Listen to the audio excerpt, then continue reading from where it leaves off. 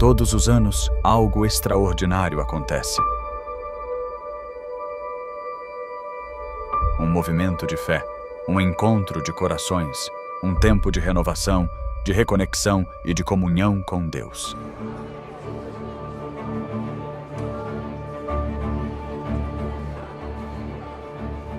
Essa é a Campal Terceiro Anjo.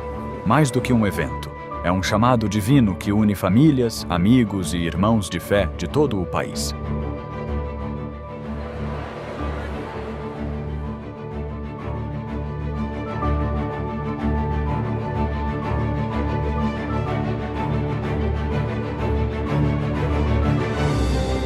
Mensagens inspiradoras, adoração poderosa e encontros que transformam vidas.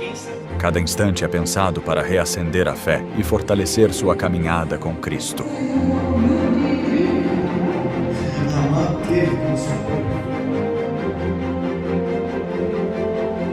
Dos mais experientes aos pequeninos, todos têm seu espaço. Programações específicas para crianças, jovens e adultos tocam corações de todas as idades.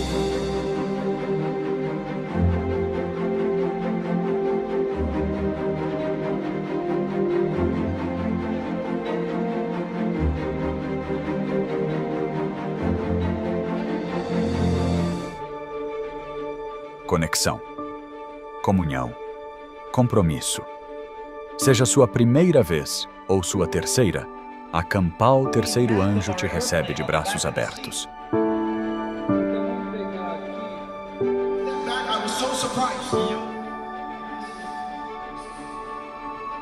Isso não é só um congresso, é uma família, um vislumbre do céu.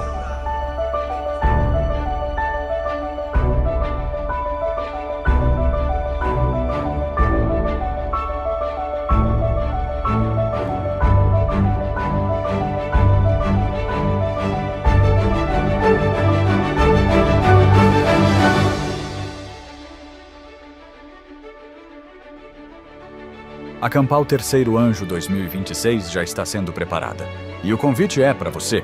Não perca o que Deus tem reservado.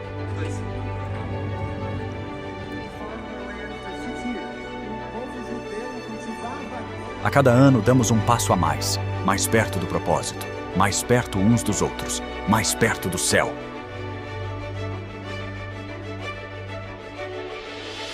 O tema deste ano é Mais Perto deste Lar. Porque cremos que a jornada está quase no fim e o lar eterno está logo ali.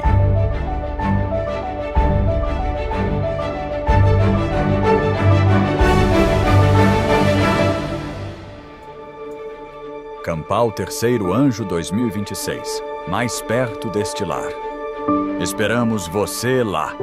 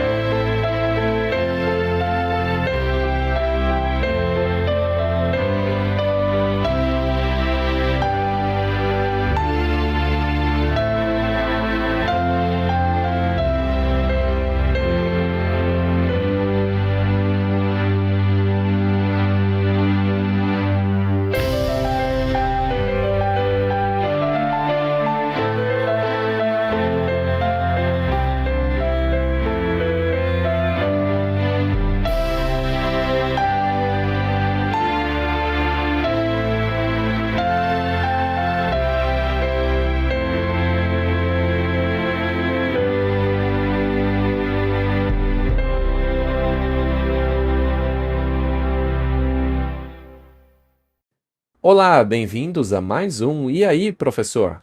Oi, Walter. Oi, Martin. Você vai bem? Não me pergunte. É claro que eu vou bem. Tem sido uma correria, né? Mas hoje nós temos um convidado especial. Muito especial. Gostaria de apresentá-lo, afinal você já trabalha com ele. Sim, eu conheço o Shabazz há muito tempo. E eu estou feliz por estar conversando com o Shabazz hoje. Ele tem um testemunho incrível, as pessoas deveriam ouvi-lo. Ele é uma fonte inesgotável de conhecimento e é muito ativo em seu trabalho. É um privilégio poder conversar com ele e estabelecer contato com o mundo islâmico. Oi, Shabazz. Olá, Walter. Olá, Martin. É bom estar com vocês também. Muito bem. Também temos um contexto que nos levará ao tema da nossa próxima conversa. Mas antes disso, vamos começar a nossa conversa com uma oração. Querido Pai Celestial, nós te agradecemos por podermos ter conversas como esta. É importante, mas ao mesmo tempo não é tão fácil. Por isso pedimos a tua presença e que teu Santo Espírito nos guie através deste programa. Em nome de Jesus, amém. Amém? Este é um assunto muito controverso, porque há várias opiniões e muitos pontos de vista sobre o assunto.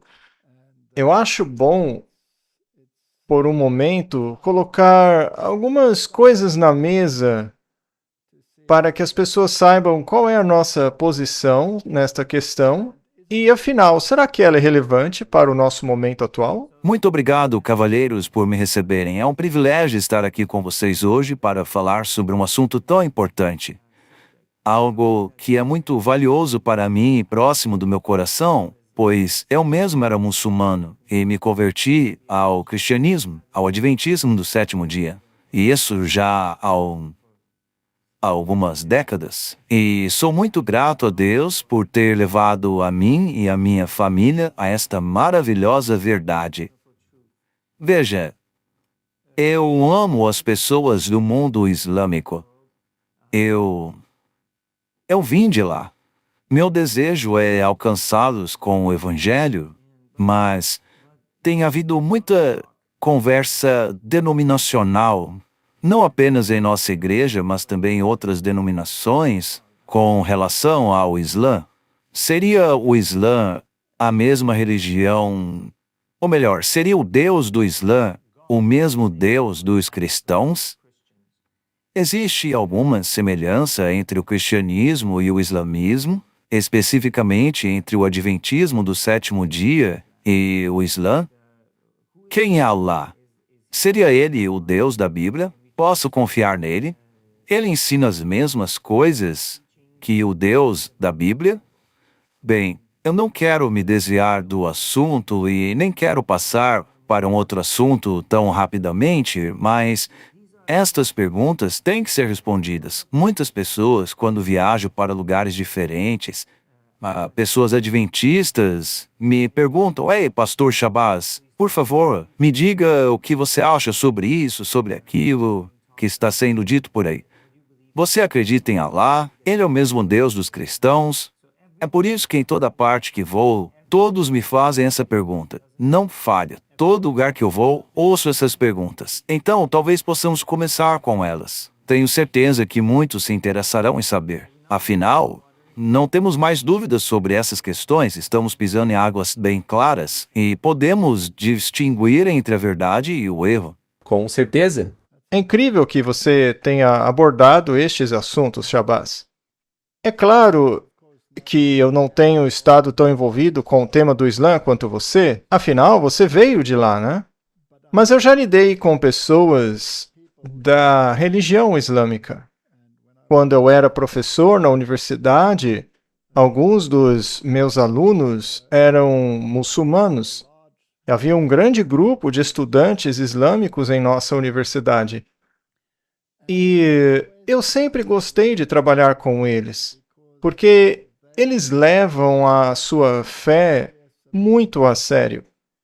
E muitos deles, naturalmente, consideram o cristianismo uma religião frívola, porque o cristianismo hoje não segue paradigmas rígidos como eles. Dito isso, os muçulmanos sempre ficam admirados porque eu, sendo um adventista, era diferente dos outros cristãos, porque eu me apego a certos padrões e normas com as quais eles concordam. E também sobre a questão da criação e da evolução. Eles também concordavam com os meus posicionamentos. E, sendo assim, eles frequentemente me apoiavam. Eles sempre foram muito sinceros. Eu tenho vontade de entrar em contato com eles. Então, eu compartilho dessa opinião. Mas na conversa de hoje, vamos comparar dois pontos, duas questões, dois paradigmas, dois documentos, sendo eles a Bíblia e o Alcorão. Então, o ponto é, será que a Bíblia pode entrar em harmonia com o Alcorão? Seriam os dois livros apenas as mesmas histórias, mas com ângulos diferentes? Ou são ensinamentos diferentes em si mesmos? Bom, veja que eu nem sempre fui um adventista do sétimo dia. Eu já fui um ateu, já fui ocultista, já fui católico. Passei por muitas fases em minha vida. E enquanto pesquisava, estudei as religiões orientais, estudei o hinduísmo, eu li o Alcorão com muita seriedade, como se estivesse lendo a Bíblia, e assim estou familiarizado com o Alcorão e os seus escritos. Portanto, eu acredito sim que podemos ter uma discussão proveitosa sobre o assunto. Sabe, o que me chama a atenção imediatamente é essa ideia de que, de alguma forma, porque Ismael, sendo filho de Abraão, por causa desse parentesco entre Ismael com os filhos do Oriente, especificamente falando sobre os árabes, que, de repente, o Islã se tornou uma religião que é basicamente divina. Pelo fato de haver esse parentesco, muitos consideram que as duas religiões são divinamente ordenadas. E que haveria um parentesco com o cristianismo. Correto? Então, por causa dessa ligação abraâmica, de repente surgem três grupos: os cristãos, judeus e muçulmanos. Essas três religiões são chamadas de religiões abraâmicas. E esta questão é muito importante. Sabe, Walter, quando eu trabalhava para o Amazing Discoveries há muitos anos, em um dos vídeos produzidos para aquele canal, um imã reagiu a uma palestra que fiz sobre quem seria Allah. E esse imã concordou com o que eu disse. Ele disse, na seção dos comentários daquele canal, né? Ele disse: eu concordo completamente com esse palestrante. O Deus do cristianismo e o Deus do islamismo são deuses diferentes. Obviamente, a intenção dele era desmerecer o Deus dos cristãos, mas não muda o fato de que essa diferença é real. Então, eu acredito firmemente que o Deus do Islã e o Deus do cristianismo são deuses diferentes. Eles não estão em harmonia. Não podemos conciliá-los. Eles não têm a mesma personalidade. É verdade. Então, para darmos o pontapé inicial, gostaríamos de comparar a Bíblia com o Alcorão, só para termos uma ideia básica. Em primeiro lugar, a Bíblia é um livro histórico. Contém muita história. E essa história foi corroborada pelas descobertas arqueológicas. A arqueologia é uma ciência muito jovem. Basicamente, ela começou por volta de 1844, quando foi possível traduzir algumas das escritas cuneiformes e assim decifrar os hieróglifos, etc. Assim, historicamente, a Bíblia respondeu com sucesso a muitos ataques feitos a ela. As escavações lá no Oriente Médio simplesmente corroboram a Bíblia. Por outro lado, o Alcorão não é um documento histórico, segundo a minha interpretação. parte da história é diferente, ou digamos, se comparada à Bíblia, um dos dois livros tem que estar fora de sincronia, para dizer o mínimo, né? A Bíblia também é um livro sobre salvação. A Bíblia também é um livro sobre profecias. Já o Alcorão é uma descrição de eventos. É uma descrição de Alá e da relação entre Alá e seu povo.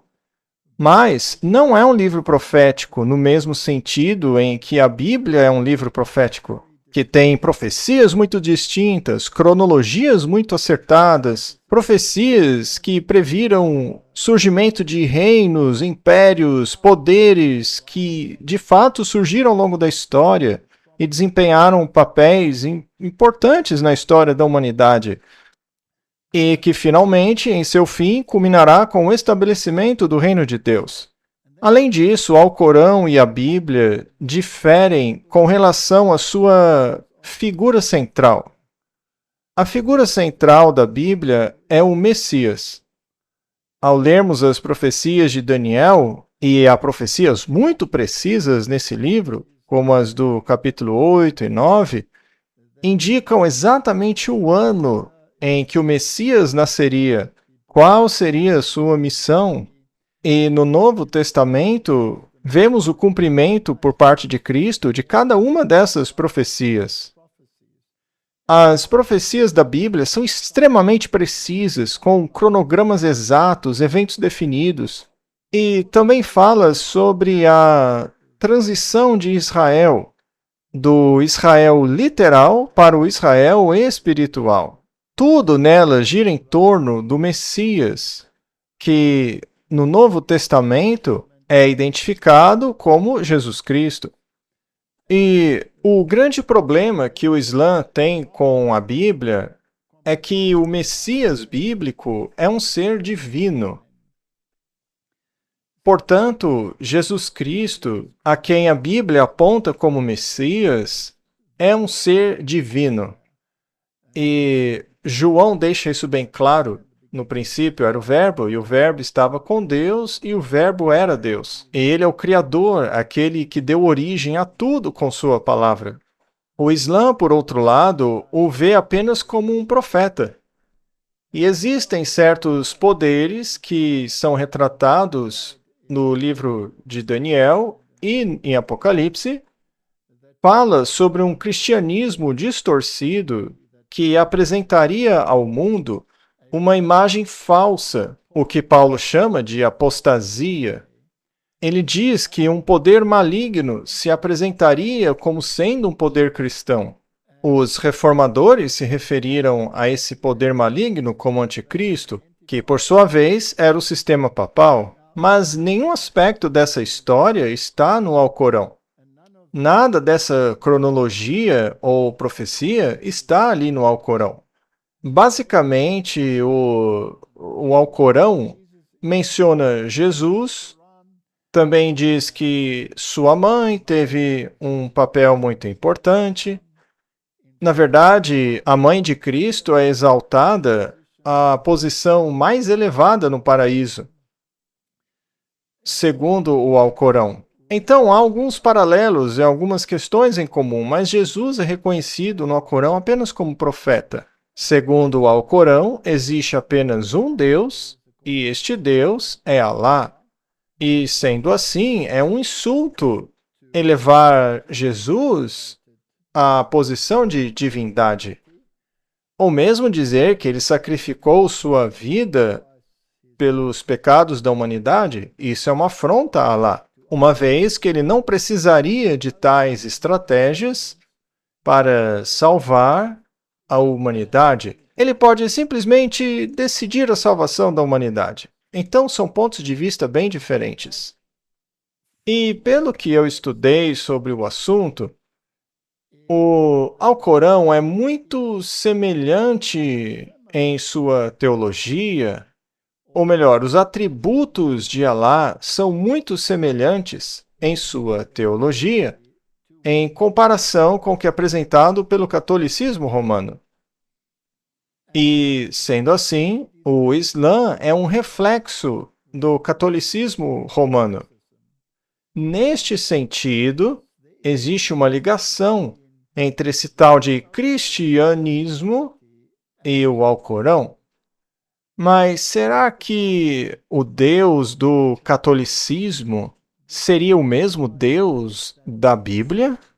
Vamos mostrar aqui um link, porque as pessoas lá fora querem se convencer de que as duas divindades são a mesma pessoa e que Alá seria apenas outro nome. Segundo elas, Alá seria também o Deus do cristianismo.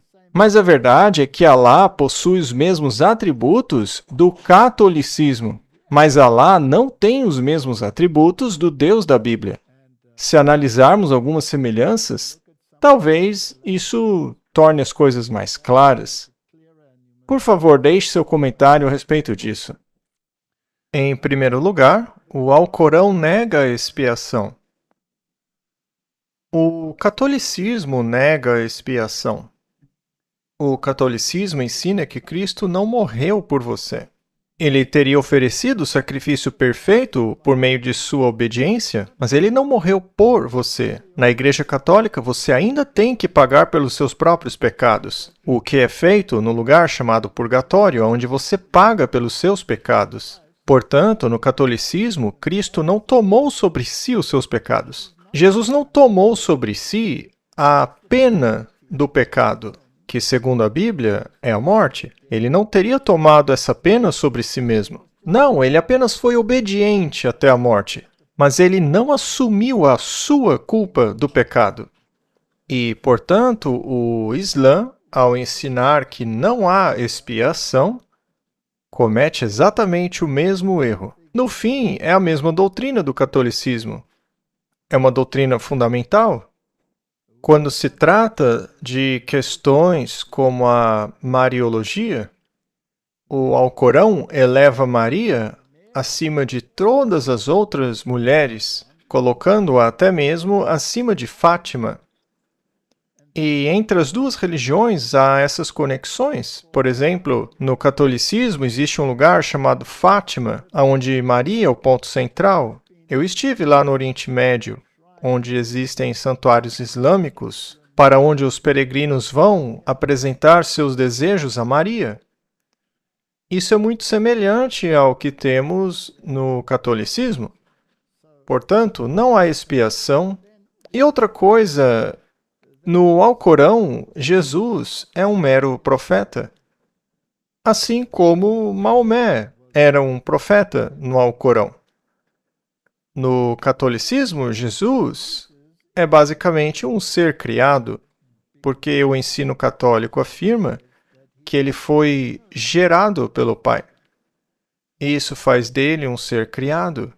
Isso o coloca no mesmo nível que todos os outros. Ele pode até ser um profeta, mas não pode ser o que a Bíblia afirma que ele é. Então, no que me diz respeito, o Deus do Islã é o mesmo Deus, de certa forma, é o mesmo Deus do catolicismo, porque ele teria os mesmos atributos. Mas esse Deus não é o Deus da Bíblia. Você também enxerga dessa forma? Com certeza, eu concordo plenamente com você. E veja, as semelhanças entre o Islã e o catolicismo. E veja, eu não estou falando do que eles exibem toda semana nas igrejas católicas. Estamos falando dos fundamentos subjacentes que ligam o catolicismo ao islamismo, e eles são inegáveis. Não se pode separar os dois. O Deus do Islã, ali no Alcorão, literalmente nega ter um filho. Ele até mesmo pergunta a Jesus, e veja, é interessante que sempre que Jesus é mencionado no Alcorão, o título que segue seu nome é Jesus, Filho de Maria. Filho de Maria é sempre enfatizado porque esse é o propósito do Islã. era não apenas ser uma barreira contra o progresso do cristianismo nos países do Oriente, mas o seu objetivo também era negar a filiação de Jesus ao Pai que está no céu. E é por isso que na Bíblia, Jesus é mencionado como Filho de Deus, no Novo Testamento, no Antigo Testamento, pelo menos em um versículo, mas no Alcorão ele é sempre o filho de Maria. E você tem razão, nele Maria é exaltada. Ainda no mês passado, lá em Teherã, no Irã, em uma das estações do metrô, uma estação do metrô nova em folha que acabou de ser inaugurada, essa estação de metrô foi dedicada a Maria. A imagem dela está lá na estação de metrô, uma imagem grande e bem feita. É uma das estações de metrô mais bonitas que há por lá. E não muito longe da Torre Milad, em Teherã, há uma estátua muito grande de Maria, que foi consagrada. Então veja, esta é uma nação islâmica que não tem problema algum em erguer imagens de Maria. Chegaram até a dedicar estações de metrô e outras coisas para Maria, mas nunca a Jesus. Maria não é vista apenas como posso dizer, um respeito comum. Não, no Islã, a Mariologia está muito, muito viva. E é por isso que eu acredito que o Islã também está sendo usado como uma cortina de fumaça. E deixa eu dizer isso de forma rápida, mas eu acredito que o catolicismo está usando os eventos atuais com o islamismo como cortina de fumaça para desviar a atenção das pessoas do que a Igreja Católica está fazendo. Ela está plantando e construindo o seu próprio e enorme império e atraindo o mundo para o seu grande plano final. E eles têm sido muito bem-sucedidos de várias formas. Então, isso é muito interessante. Eu agradeço que você tenha dito isso, pois eu concordo plenamente. Existem também algumas questões centrais que são muito importantes que as pessoas compreendam. E uma das questões mais básicas e que exige um plano de salvação, antes de mais nada, é o fato de que o salário do pecado é a morte. No dia em que dela comerdes, diz a Bíblia, para Adão e Eva, neste dia morrerás. Em outras palavras, a morte viria como consequência. Agora, a doutrina da imortalidade da alma, mais uma vez, é católica romana. Ela foi transmitida para outras denominações cristãs também. A maioria delas, a grande maioria dessas denominações, acredita na imortalidade da alma. Dessa forma, negando a primeira afirmação da Bíblia de que somos seres mortais, porque a Bíblia diz que somente Deus é imortal e que a nossa vida está condicionada à obediência a Ele. Ora, mas se você é naturalmente um ser imortal, o que acontece àqueles que desobedecem a Deus? Eles vão para o inferno, onde sofrem o tormento eterno. Esta tem sido uma doutrina central do catolicismo. E se você for salvo, primeiro tem que ir para o purgatório para lá ser purificado, porque tem que arcar com a responsabilidade dos seus próprios pecados. E quando for para o céu, como será ele? Bem, normalmente se faz uma descrição utópica do céu, enquanto a Bíblia apresenta um quadro totalmente diferente. Sim, segundo a Bíblia, você vai para a presença de Deus, mas a Bíblia não diz que você vai lá para ser mimado e agraciado por muitas virgens que lá satisfarão as suas necessidades sexuais. Portanto, essa doutrina dessa utopia ou da condenação eterna no inferno é católica.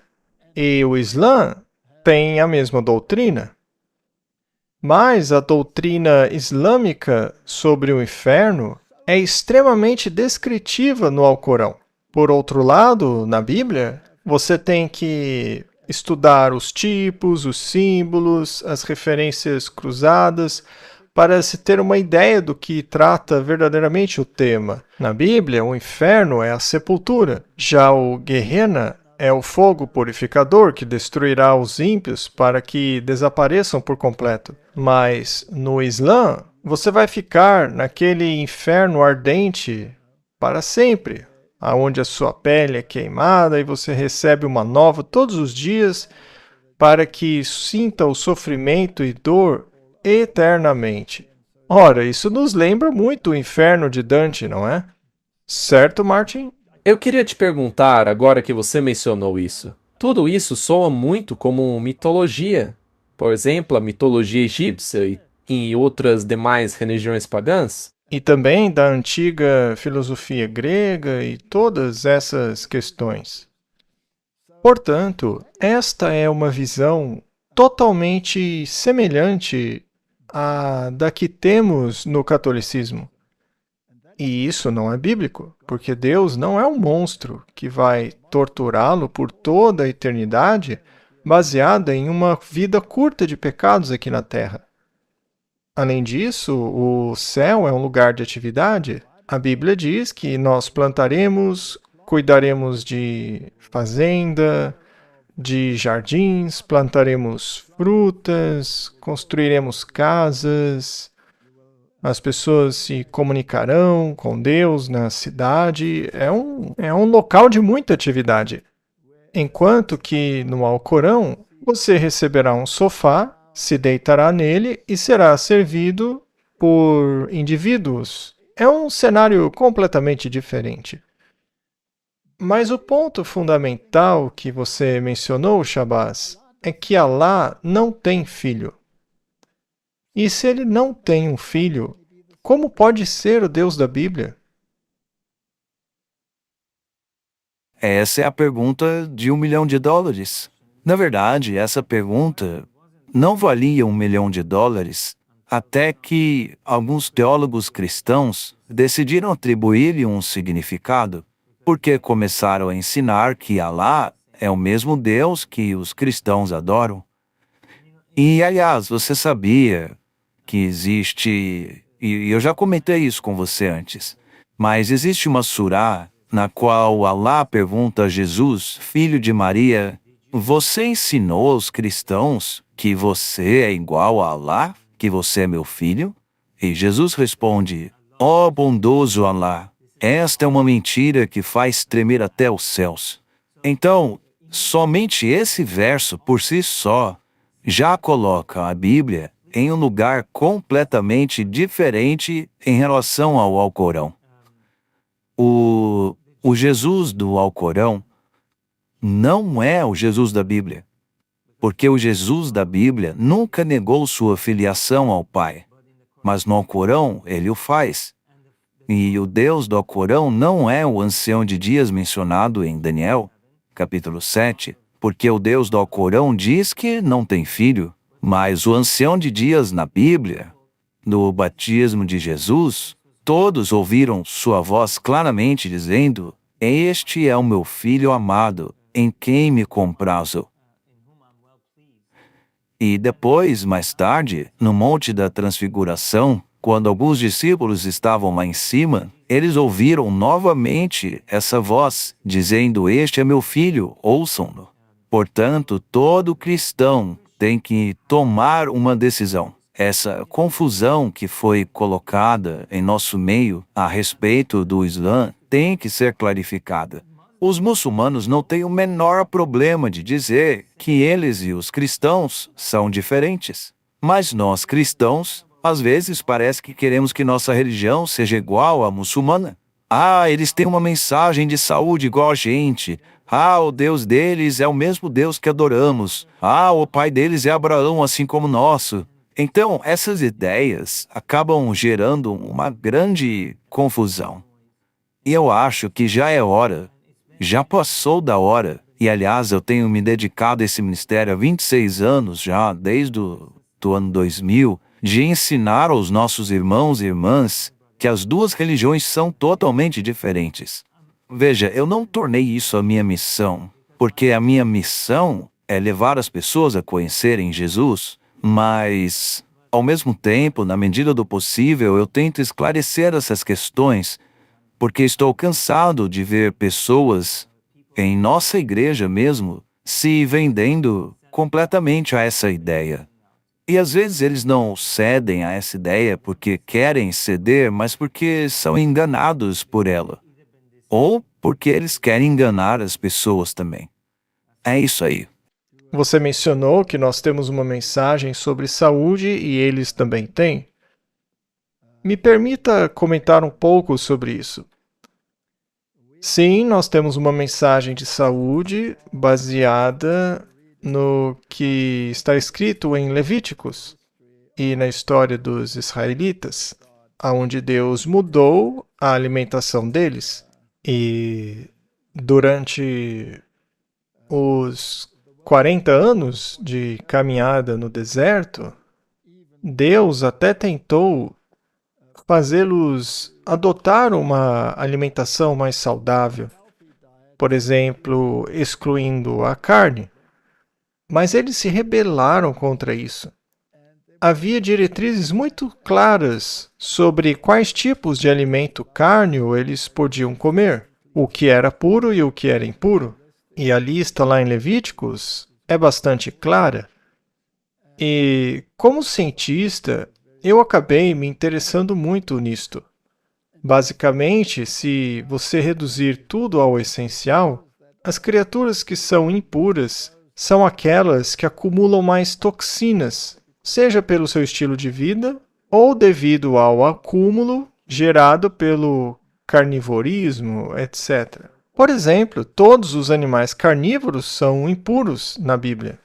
Mas também existem outras questões, como a coprofagia, animais que comem as próprias fezes, coisas do gênero. Mas a lista na Bíblia é muito precisa. Agora, quando você consulta o Alcorão, você vê que a lista é muito curta. O porco é declarado um animal impuro no Alcorão. Mas os animais que são impuros na Bíblia, como os animais do oceano, por exemplo, e eu não estou falando de peixes com barbatanas e escamas, ok? Estou falando dos outros animais rastejantes, como moluscos, essas criaturas. Bem, esses animais são aceitáveis no Islã. Essas leis de saúde que foram mencionadas na Bíblia, de acordo com o Alcorão, foram decretadas para os judeus por causa da incredulidade e desobediência deles, e não porque o consumo dos animais faça mal. Então, no Alcorão, o muçulmano se sente à vontade para comer qualquer fruto do mar. Outro exemplo é o camelo, que na Bíblia é um animal impuro, porém, para o Alcorão, o camelo é completamente puro. Então há muitas contradições entre as duas mensagens. Basicamente, a mensagem de saúde do Alcorão gira apenas em torno da carne de porco e de coisas como o álcool, por exemplo. Mas uma das coisas que fazem mal à saúde do mundo, por exemplo, é fumar. E não há restrições quanto a isso. Então, pelo que me consta, basicamente, no Islã não existe uma mensagem de saúde, além da carne de porco, né?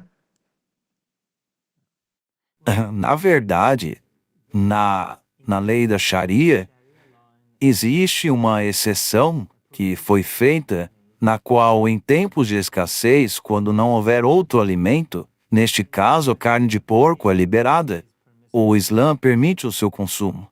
Portanto, em tempos de escassez, segundo o Islã, é permitido comer carne de porco. Então é isso. Não existe correlação alguma entre a mensagem de saúde adventista, que é bíblica, e essa restrição do Alcorão. Afinal, eles podem comer camelos, podem comer todo tipo de criatura marinha. Eles não comem lagostas, mas comem camarão. Eles comem mariscos, coisas desse tipo. Que mais? Eles também podem comer carne de avestruz, seus ovos. Eles podem comer qualquer tipo de ave. E você mencionou o fumo. O Alcorão não tem nenhum versículo bíblico que diga que o seu corpo seja o templo do Espírito Santo. Segundo a Bíblia, Deus destruirá aqueles que destroem o próprio corpo. Mas, segundo o Irã, praticamente não há restrições, além do comer carne de porco ou consumir álcool. E, na verdade, o raciocínio por trás dessa proibição do álcool e da carne de porco remonta ao desejo islâmico de revelar, ou ao menos demonstrar, que eles são uma fé abrâmica.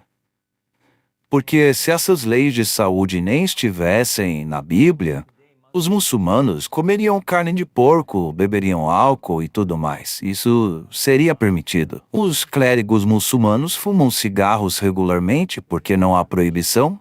Eles não acreditam que seus corpos sejam um templo do Espírito Santo, embora o Alcorão mencione o Espírito Santo. Mas o entendimento deles do Espírito Santo é zero. Outra correlação que eles fazem é que Jesus, segundo o Alcorão, é Ruhullah. Ruh, que é a mesma palavra semítica para ruach, em hebraico, que significa espírito ou respiração. Allah é o nome do Deus do Islã. Assim, no Alcorão, Jesus é referido como Ruhullah, que significa Jesus é o Espírito Santo.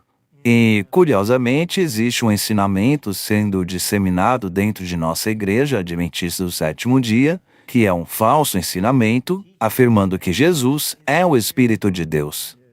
Mas nós, como cristãos protestantes, cremos na Trindade, Pai, Filho e Espírito Santo, três pessoas distintas, separadas, que podem existir independentemente uma da outra, mas que ainda assim são um em todos os aspectos. Não são três em um, são três como um.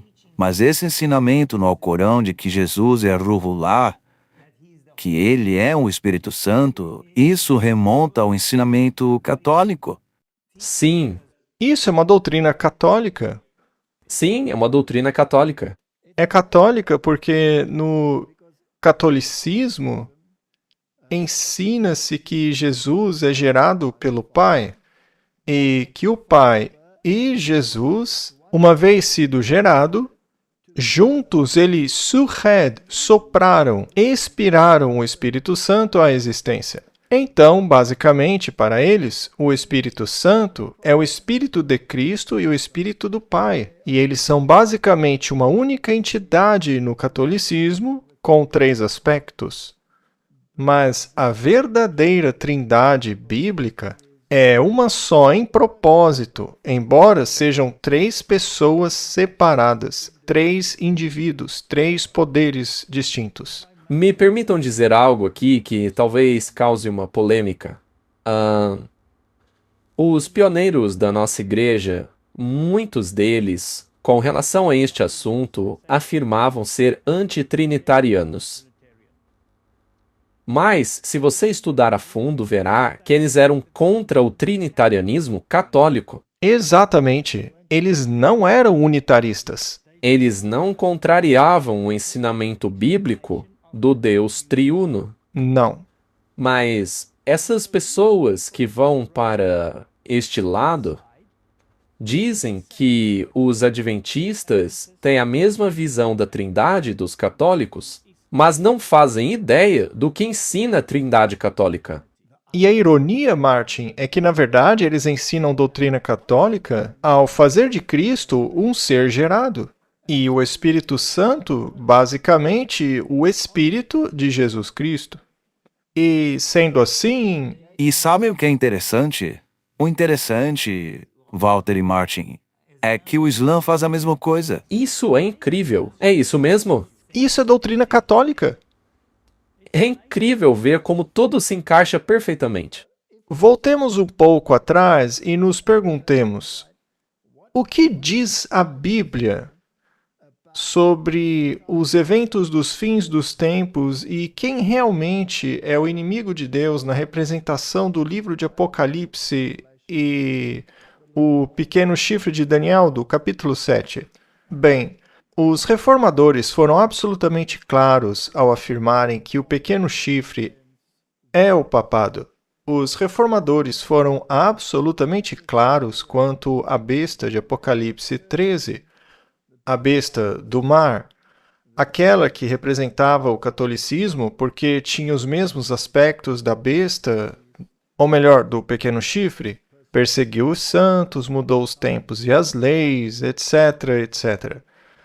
Ora, o Islã, no livro de Apocalipse, é mencionado quando se trata da batalha entre o cristianismo e o Islã, mas os atores envolvidos até o fim continua sendo o poder do chifre pequeno, ou sistema papal, que governou por 1260 anos. Agora, Shabazz, se esse é o sistema do anticristo, que mudou os tempos e as leis de Deus, e tem uma marca, que é a marca da sua autoridade, conforme eles mesmos alegam, o culto de domingo é o sinal de autoridade deles. Se isso é verdade, e for essa a questão central na Bíblia, então o Islã enquadra-se na mesma categoria do resto do mundo, inclusive o mundo cristão. Porque quando reconhecem o sistema papal e em seus documentos de fraternidade eles se reconhecem como irmãos na religião, né? Isso não está no pacto abrâmico? Sim, no acordo abrâmico. Então, se eles abraçam o catolicismo como esta força dominante e eventualmente até mesmo introduzem a marca da autoridade de Roma, que é a observância do domingo, ao fazerem isso, correm o mesmo risco do resto do mundo cristão de serem enganados por um poder que, segundo a Bíblia, controlaria a mente dos homens no fim dos tempos. Sendo assim, eles também não deveriam ser advertidos com as 3 mensagens angélicas, uma vez que estas devem ir para todo mundo, também não se aplica a eles. Eu adoraria avisá-los de que estão em um terreno muito perigoso ao entrarem em uma aliança por meio do acordo abrâmico com o catolicismo e o judaísmo, uma vez que ambos negam a expiação de Cristo. Então, esse acordo abrâmico envolve 3 sistemas religiosos que negam a divindade de Cristo e sua expiação. Exato. E o fato de este acordo, que eles chamam de Crislão, o complexo religioso do mundo único, que fica lá em Dubai, nos Emirados Árabes, lá não há lugar para os protestantes, pelo menos para os verdadeiros protestantes. Não há. Aquilo é liderado pelos católicos. Na verdade, todos os líderes costumam ir ao Vaticano. O Vaticano nunca vai aos outros líderes. E isso está no Emirados Árabes, porque os Emirados Árabes foram criados justamente pelos globalistas. E neste acordo, o objetivo deles é destruir Jesus como sendo o Filho de Deus. Esta é a premissa desse acordo. É conquistar o mundo sob o pretexto desta suposta união religiosa pacífica que eles criaram.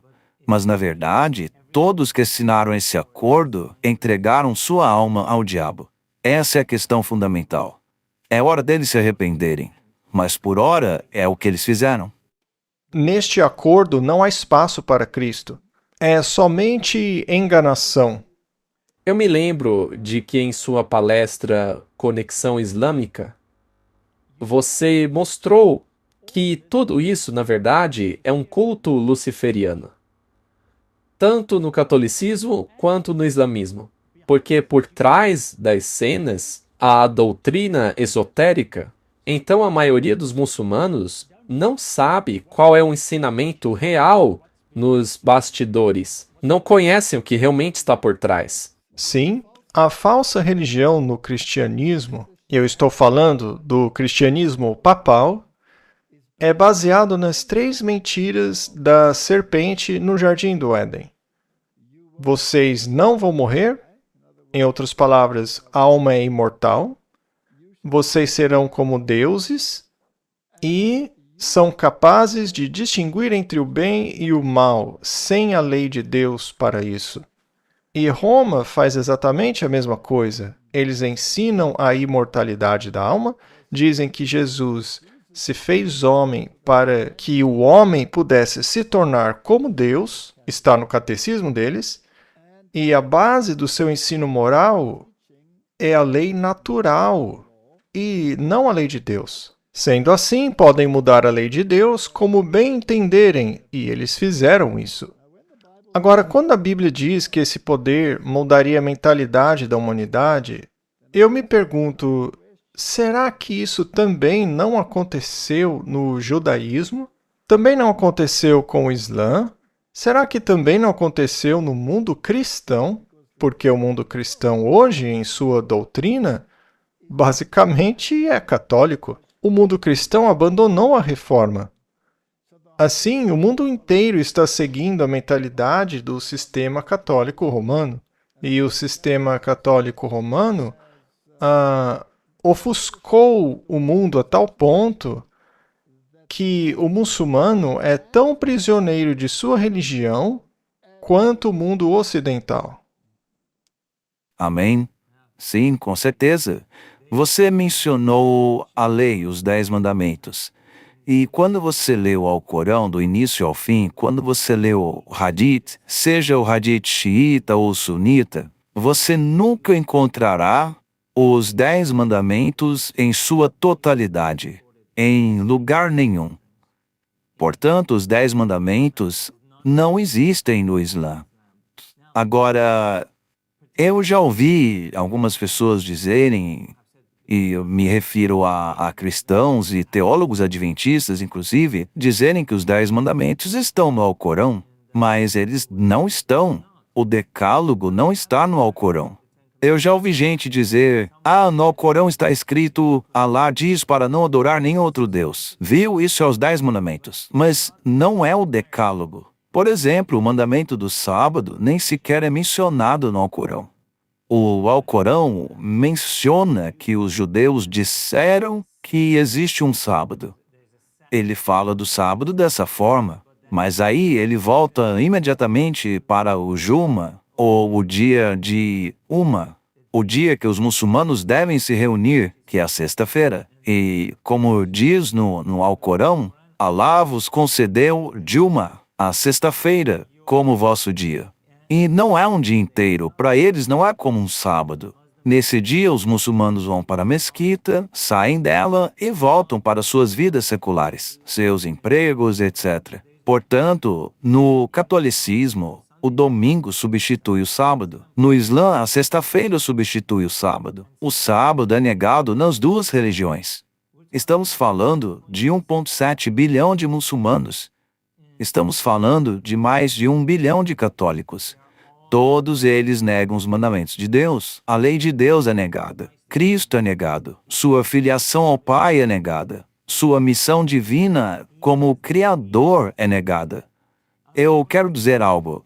Certa vez um muçulmano veio falar comigo. Eu estava ministrando um seminário evangelístico em São José, na Califórnia, para iranianos. E um muçulmano iraniano, no meio do meu seminário, acho que era o 16º dia, ele apareceu e no final das reuniões fui até ele para cumprimentá-lo. Ele se levantou e disse, eu não vim aqui para te ouvir. Minha missão é trazer você de volta para o Islã.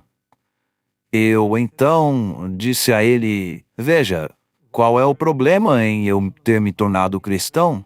E ele disse, o cristianismo é uma religião falsa. É uma religião corrupta. O Islã é a única verdadeira religião. Alá é o único verdadeiro Deus. Eu disse, você tem problema com Jesus, não é? Sim, os cristãos ensinam que ele é Deus. Eu disse, eu posso provar isso para você. E eu sei que você não aceita a Bíblia. Ele disse, não, eu não aceito a Bíblia de forma alguma, exceto os escritos de Moisés. Apenas a Torá, os 5 primeiros livros de Moisés. Então veja, muitos muçulmanos consideram os escritos de Moisés intactos. Eles não estão corrompidos, mas o resto todo está. Eu disse, se eu te provar por Moisés que Jesus é Deus, você o seguirá? É impossível, disse ele. Deixa eu te mostrar então. Então fomos a um lugar reservado e abri a minha Bíblia em Gênesis, capítulo 1, verso 1. No início, Elohim criou os céus e a terra. E expliquei a ele o que Elohim significa em hebraico. E ele disse, tá, e o que isso quer dizer? Aí eu fui para Gênesis capítulo 1, versos 26 e 27, onde diz, façamos o homem à nossa imagem. Façamos dele a nossa semelhança, a semelhança de Deus. Deus criou o homem, criou macho e fêmea. Então ele disse, quem é esse nós aqui? Eu não sei. E eu disse, veja, isso não tem nada a ver com o Alcorão, porque no Alcorão Alá se refere a si mesmo como nós. Mas ele não está se referindo à multiplicidade aqui. Ele está falando sobre a religião árabe. Veja, no formato formal da religião árabe, ao me referir a você, Walter ou Martin, eu não usaria o pronome você no singular. É como em francês, eu usaria vous, que é plural, porque quero respeitá-los. Também assim com monarcas. Isso também acontece em persa, árabe, francês, muitas línguas, é assim que funciona. Então, o Alcorão foi escrito assim, mas eu expliquei a ele que a Bíblia não foi escrita dessa forma. Então, quem é esse nós? Disse ele. Ao pensar, ele disse, bom, anjos não podem criar, então ele não está falando com anjos. Aí eu levei ele para Gênesis 11, onde é dito que Deus confundiu as línguas dos homens. Ele dividiu as línguas. Ele disse, vamos confundir as línguas. E ele ficou intrigado. E finalmente eu o levei para João no Novo Testamento. Primeiro eu ganhei a confiança dele a partir dos escritos de Moisés. Agora fomos para o Novo Testamento, capítulo 1, verso 1, que diz, no princípio era o Verbo, e o Verbo estava com Deus, e o Verbo era Deus, e tudo foi criado pelo Verbo. E o Verbo se fez carne.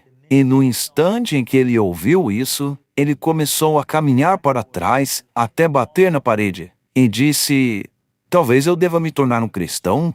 Ele então correu para o seu carro, ligou o motor, acelerou o carro, saiu correndo e nunca mais voltou. Nunca o vi de novo. Mas oro para que ele tenha se tornado cristão. A questão é a seguinte. Os muçulmanos argumentam que a Bíblia é corrompida. E a minha resposta para eles sempre foi, se você acredita que a Bíblia é corrompida, mas acredita que a sua origem é boa, porque vocês mesmos dizem que Alá deu a Bíblia, mas que ela foi corrompida. E por isso Alá foi obrigado a revelar o Alcorão. Bom, que garantia eu tenho de que o mesmo Alá, que na primeira vez não foi capaz de proteger a sua própria palavra, não falharia novamente? E nenhum muçulmano jamais consegue responder isso. Eles simplesmente não conseguem responder. Esse realmente é um ponto muito bom. Se você tivesse que se aprofundar na Torá e mostrar nela o plano da salvação, no sistema do santuário, no qual tudo gira em torno de Jesus, e quando Moisés fala de um profeta como ele, que viria no futuro, eles relacionam isso a Maomé, mas as profecias se referiam a Jesus Cristo, porque as profecias bíblicas dão até mesmo o cronograma exato dos eventos. Agora, eu tenho uma história muito parecida. Bom, não é semelhante, mas é uma história. Eu recebi a visita de uma senhora muçulmana da Arábia Saudita. Ela veio à minha casa e queria conversar comigo. Ela era uma muçulmana muito rigorosa. Mas ela tinha dificuldades em aceitar a posição das mulheres segundo ao Corão e o destino das mulheres na vida futura.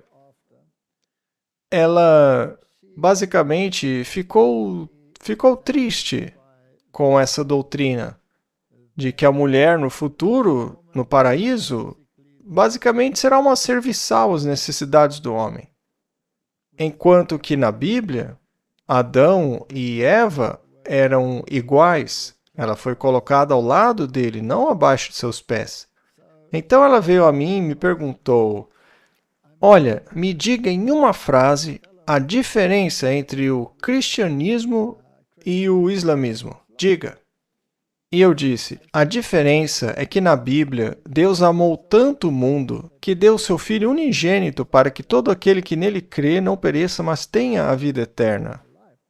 E ela disse: não, eu não posso aceitar isso. Eu não aceito a divindade de Cristo ou a filiação divina dele. Eu então fiz exatamente como você fez. Eu dei um estudo bíblico. E após o estudo bíblico, ela ficou totalmente chocada. Porque então Jesus é realmente quem ele afirma ser. Ele é Deus, e a Bíblia diz isso. Eu então fiz algo parecido com o que você fez. E ela me disse: tá, mas qual é o caráter desse Deus? E o que ele diz sobre a posição da mulher na criação?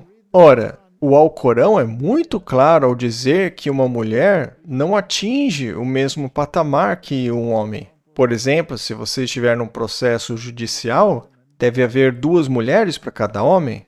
Também, no caso de herança e todas essas questões, a mulher assume um papel muito secundário. E eu expliquei a ela a igualdade mútua, mas que existe uma hierarquia, mas baseada em amor, no respeito mútuo, em pé de igualdade. E ela desabou a chorar. Ela disse: eu quero esse Deus. Eu quero esse Deus. Eu disse a ela: tudo bem, você pode tê-lo, mas se eu voltar para o meu país e fizer isso, eles vão me matar. E eu disse: olha, eu entendo a sua situação, mas eu não sei o que dizer sobre isso, a não ser que você guarde Jesus em seu coração. Então, ela se ajoelhou comigo e nós oramos. E ela foi embora, e eu não sei o que aconteceu depois. Mas a questão é que temos esse anseio gigante por um Deus que nos ama e quer nos acolher, que cuida de nós, que está disposto a morrer por nós, ao invés desse Deus separado do Islã, que olha para você apenas medindo se você está à altura ou não, e com base em uma escolha arbitrária, te leva para o céu ou te condena para o inferno.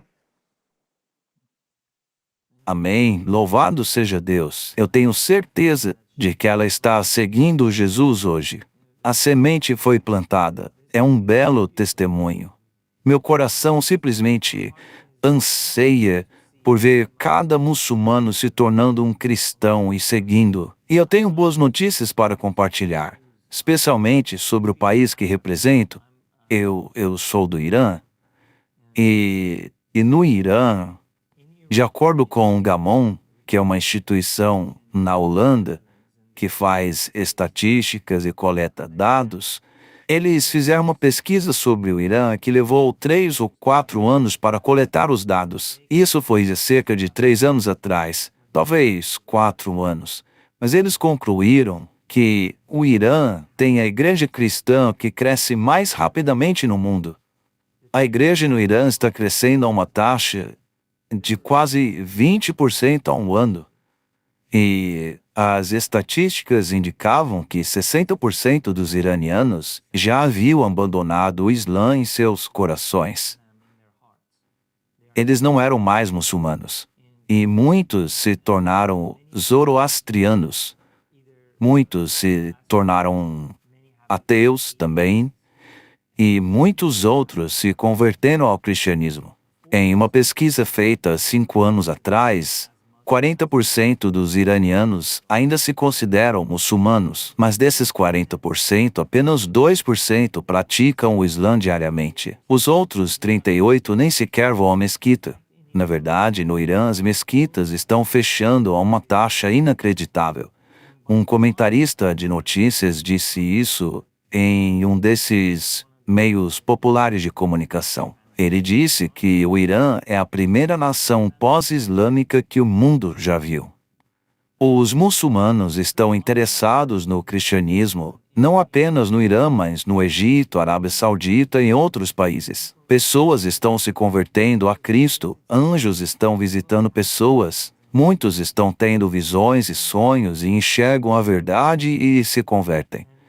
E o nosso trabalho, o nosso ministério é alcançá-los, falar com eles, ajudá-los a entenderem, para que nessa transição para o cristianismo saibam para onde devem ir.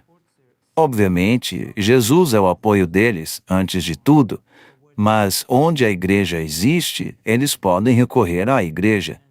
No Irã, temos muitas igrejas subterrâneas, muitas igrejas adventistas subterrâneas, onde todo sábado Cristo é adorado e os membros crescem espiritualmente.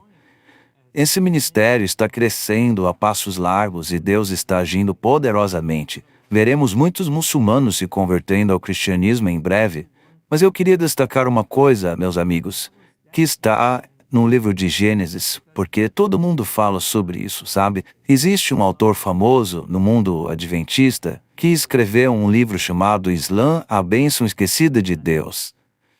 A sua ideia é de que o Islã é uma bênção que foi esquecida, e ele está usando como exemplo as poucas vezes em que as forças muçulmanas atacaram a Europa, e por causa disso, o movimento da Reforma Protestante acabou sendo salvo. Lembre-se, os soldados, os militares católicos, os soldados católicos costumavam atacar os reformadores, mas aí houve um clamor de que os muçulmanos estavam atacando a fronteira sul, então eles saíam para ir defender as fronteiras. E segundo o próprio califa, em algumas ocasiões ele até admitiu: "Ei, Deus está me usando para salvar os protestantes." Mas a questão é que ele e outras pessoas usam esse argumento para provar que o Islã é uma bênção. Mas espere um minuto, eu achava que Ciro e os persas, que não adoravam o verdadeiro Deus de Israel, também salvou Israel do cativeiro babilônico. Mas Deus nunca disse que os judeus deveriam se tornar zoroastrianos por causa disso, ou adorar Mitra. Afinal, Deus é soberano. Ele pode usar até mesmo os seus inimigos para atingir seus objetivos. E ele faz isso o tempo todo. Perdão? Eu disse que ele faz isso o tempo todo. O tempo todo. E o versículo que quero mencionar está em Gênesis capítulo 6, versículo 12, no qual o anjo do Senhor encontra-se com Agar e lhe conta o que está descrito no capítulo 16, versos 7 a 14. O anjo diz a Agar o seguinte: "Para onde você vai?" Ela responde: "Estou fugindo da minha senhora." O anjo diz: "Você tem que voltar para ela. Você tem um filho, seu nome será Ismael." E por causa disso, muitos veem importância nisso, porque o próprio Deus dá o nome ao filho da escrava egípcia. Bom, não escrava, né? Mas a Sara era a senhora dela. Bem, o anjo diz que ele seria um homem selvagem. Sua mão estaria contra todos os homens e todos os homens estariam contra ele. A expressão homem selvagem ali é traduzida do original hebraico, que significa bulvo selvagem. Ele daria coices como um bulvo selvagem, que não pode ser domesticado. Ele seria um bulvo descontrolado dando coices. Sua mão estaria contra todos e todos contra ele. Basicamente, existe uma profecia do Islã bem aí, por meio de Ismael e sua ligação com os árabes. E na verdade, ele nem se mudou, ele foi para o deserto de Parã e foram seus filhos que se misturaram com os árabes. E sua esposa era uma egípcia, que sua mãe escolheu para ele no Egito, porque a mãe dele é egípcia. O Ismael é 3/4. Eu digo, os filhos dele são 3/4 egípcios. Ele é apenas meio semita por parte de pai e meio egípcio do norte da África. Eu não estou argumentando que os muçulmanos não sejam ismaelitas. O que estou dizendo é que nem todos os árabes são ismaelitas e nem todos os ismaelitas são árabes.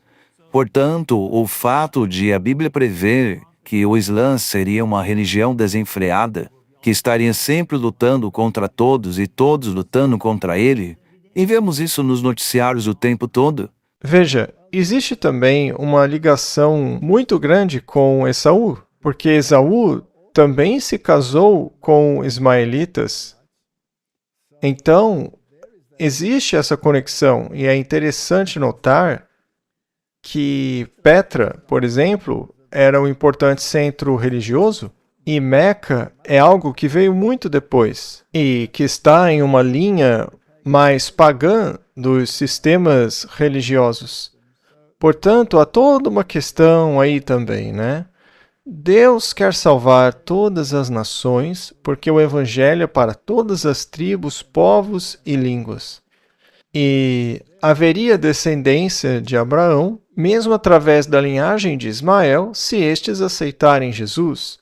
E há páginas na internet que falam sobre todos esses sonhos milagrosos, nos quais as pessoas estão vendo que Jesus é o verdadeiro Messias e que ele voltará. Mas há um outro aspecto interessante sobre a Bíblia e o Alcorão, que é essa questão da livre escolha. Na Bíblia, existem seres angelicais que são descritos, assim como a humanidade é descrita. Existem, portanto, duas ordens de seres. No Alcorão existem 3. Você tem os anjos, depois os gênios e, finalmente, a humanidade. E quando no Alcorão Alá disse aos gênios que eles deveriam se curvar perante a humanidade e se submeterem a eles, estes recusaram fazê-lo. Assim, eles têm liberdade de escolha, mas, de acordo com o Alcorão, os anjos não têm liberdade de escolha. Já a humanidade possui liberdade de escolha. Eles têm essa mistura, essa confusão dos gênios com o Idlib, que é o líder dos gênios, e no Alcorão essas entidades foram fundamentais na construção do templo em Jerusalém. Então, não foi uma construção do Salomão, mas foi esse gênio que ajudou a construir. Basicamente, havia entidades demoníacas envolvidas na construção do templo. Então, existe muita confusão com relação a essa parte da religião deles. Mas seria assim ou não? Existem bons gênios, como os que vemos nos filmes, como os gênios da lâmpada, e gênios maus que tentam te enganar. Mas, basicamente, de acordo com o Alcorão, o muçulmano não pode ser enganado. Somente os cristãos podem ser enganados. Eu tinha essa dúvida quando fiz o programa Conexão Islâmica. Se Roma, que deveria governar de 538 a 1798, mas o Islã chegou depois de 538, seja nos escalões secretos das correntes subterrâneas das sociedades secretas, se não houve um consenso entre eles e o Islã para se livrarem do verdadeiro cristianismo observador do sábado nas igrejas orientais, para que Roma fosse capaz de governar, porque a religião islâmica é o mesmo que o catolicismo, como já falamos aqui. Eles também usam um terço para rezar, têm os mesmos emblemas e tudo mais. Eles têm a lua e a estrela nela, que é o ostensório católico romano, com a hóstia dentro. que é basicamente uma relíquia do culto a Baal. Então, você tem todos esses problemas. Será que isso não seria plausível? E por que sociedades secretas, como os Shriners, por exemplo, utilizam um fez, ou seja, um gorro turco, junto à espada islâmica que foi usada para destruir o cristianismo, por meio de decapitação, que aliás é uma característica do Estado Islâmico? E por que estas sociedades secretas e esses maçons honram o Islã com esse chapéu turco, o fez, que é um símbolo do derramamento de sangue dos cristãos lá no rio Fez? Então, sabemos que os escalões superiores da maçonaria são luciferianos. Sendo assim, eles têm a mesma doutrina que os luciferianos. Eles colocam o Alcorão e a Bíblia no mesmo nível, porque ensinam as mesmas doutrinas conforme interpretada pelo catolicismo, e não propriamente a Bíblia. Tenho duas perguntas. Uma é sobre a marca da besta. Como o Islã vai aceitar essa marca? Como eles vão fazer para implementar essa marca da besta? E a outra pergunta tem a ver com o que você já falou com o Shabazz, que já ouvi pregadores da nossa denominação dizendo que a razão pela qual nós temos semelhança entre o nosso Deus e Alá é porque a raiz da palavra Deus, na verdade, é mais pagã do que a palavra Alá.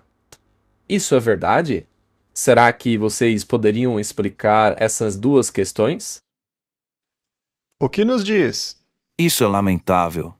Veja, a palavra inglesa God é apenas uma palavra neutra na língua inglesa que evoluiu. Essa palavra representa qualquer divindade em qualquer religião, obviamente. Você pode usar isso como argumento, mas não é um argumento forte, isso não é teologia.